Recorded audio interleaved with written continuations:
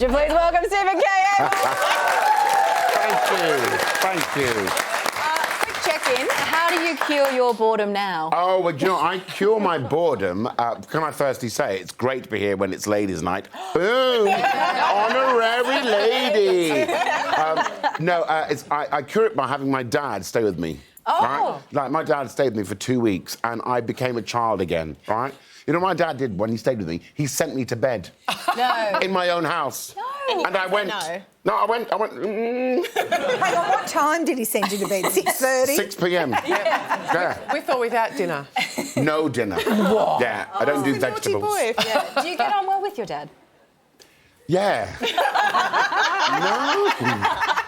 Do you know what? Some of the older generation are quite nice and cuddly. My dad is not one of those, right? He's like, you know when you're in a supermarket and you feel a trolley hit the back of your leg, and you look and it's an old person going, that's my dad. Right. Love it. Got it. So you've been out of the jungle. I'm assuming you're getting out of here for a few weeks now. Yeah. You're getting your way back into society. How's that going?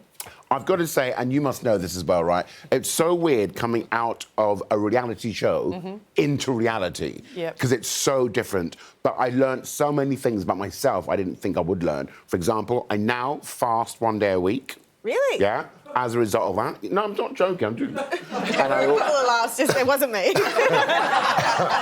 I lost 13 kilograms. You look amazing. Thank you very much. I mean, this, nothing. And I also now turn my phone off 1 day a week because nothing is that important. Yeah. Wow. Really? I don't need that stimuli. Hang on, are you doing that on the same day of the week? No, I'm not mental. No. Of course not. I've got to mix and match.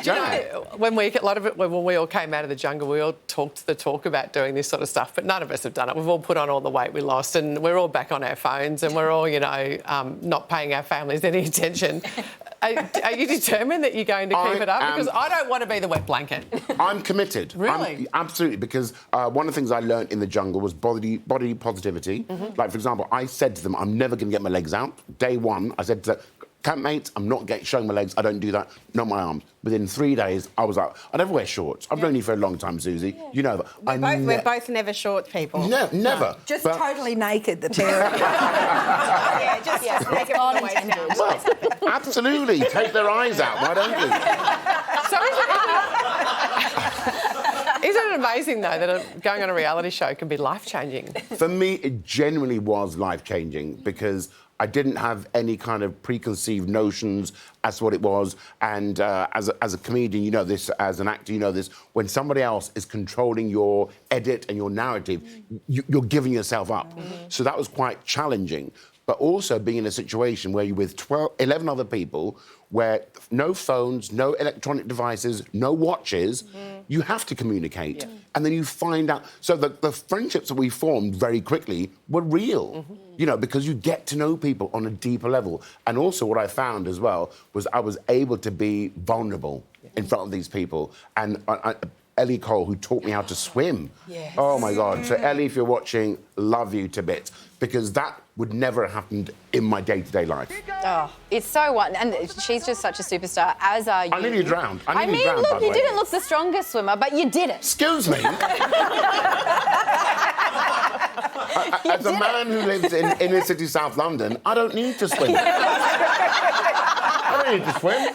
Unless it's a real pea super, Do you know what I couldn't even do? I couldn't doggy paddle, but I could swim backwards like that. And it was so, for me, really, really a life-changing thing because I had a genuine fear of water. And my Australian friends, I love you all, like, you don't swim, what's wrong with you? What? I don't live in Atlantis. What does this mean for your new show, Oxymoron? Yeah. Like, what's new Stephen doing in the show? Well, for me, the oxymoron, if you don't know what it means, is a self-contradictory phrase. So I'm a comedian, but I'm also a very serious person, as are you, Susie. I know you for a long time. And so there is a fine line between comedy and seriousness, comedy and tragedy. For example, we've all done this. You're in the shower and you slip. Yes. And for a split second, your life flashes before your eyes. Another split second goes by and you catch your footing and you also catch a glimpse of yourself in the bathroom mirror and you go, yeah. You know what I mean? It's and sweet sorrow, cruel kindness. Yeah. I mean, that would be like me, for example, saying to the lovely cameraman over there that his hairstyle would never suit him. Right? No. I mean, obviously his day is dented. His self-esteem has gone into a downward spiral. It's cruel, yes, but more importantly, he'll sort his hair out. Tickets to Stephen's show, Oxymoron, are available now. He won't be cruel in that show. Please thank Stephen K. Amos.